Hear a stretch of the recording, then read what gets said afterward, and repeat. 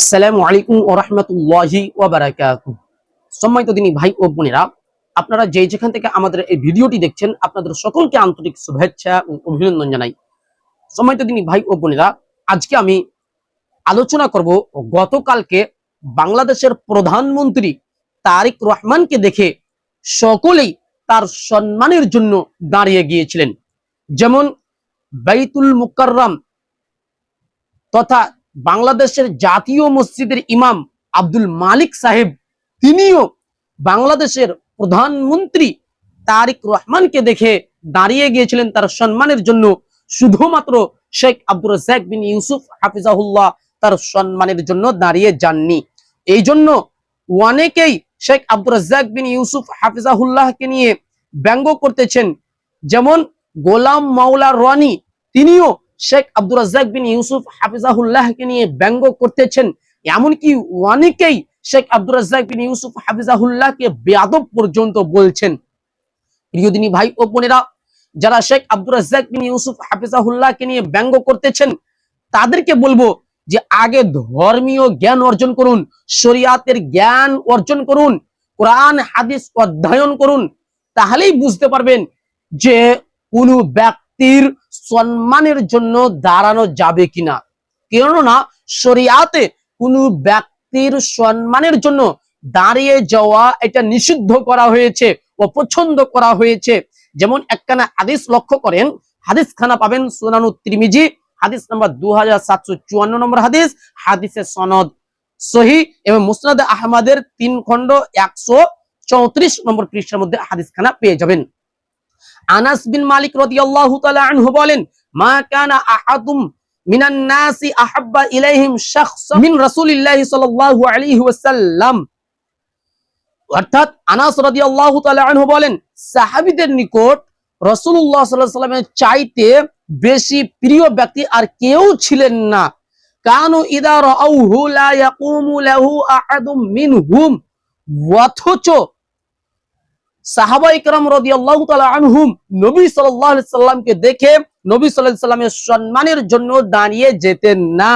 Lima ইয়ালামুনা, কেন তারা জানতেন, অর্থাৎ সাহাবায়ে কেরাম রাদিয়াল্লাহু তাআলা আনহুম জানতেন, মিন কারাহিয়াতিহি লিযালিক, নবী সাল্লাল্লাহু আলাইহি সাল্লাম এটা অপছন্দ করতেন।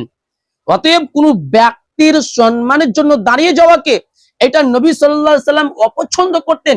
এই জন্য কোন ব্যক্তি, কোন সাহাবায়ে কেরাম রাদিয়াল্লাহু তাআলা আনহুম নবী সাল্লাল্লাহু আলাইহি সাল্লামকে দেখে তার সম্মানের জন্য দাঁড়িয়ে যেতেন না।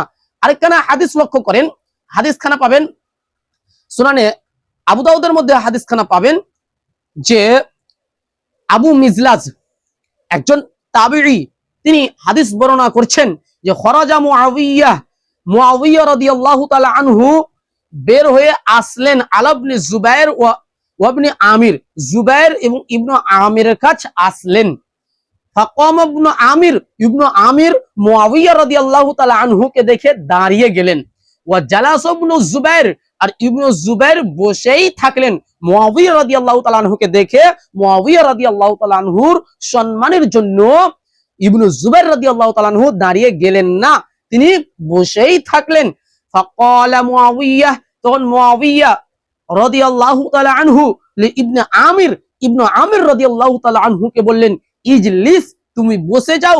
ফা ইন্নী সামি'তু রাসূলুল্লাহি সাল্লাল্লাহু আলাইহি ওয়াসাল্লাম ইয়াকুল, কেন আমি আল্লাহর নবী সাল্লাল্লাহু আলাইহি ওয়াসাল্লামকে বলতে শুনেছি, মান আহাব্বা, যেই ব্যক্তি চাই, যেই ব্যক্তি পছন্দ করে, আল্লাহুর রিজালু কিয়ামান, যে মানুষ তার সম্মানের জন্য দাঁড়িয়ে যাক, যে ব্যক্তি এটা চাই, ফালইয়াতাবাওয়া মাকআদাহু মিনান নার, তাহলে তার থাকার জায়গা জাহান্নাম।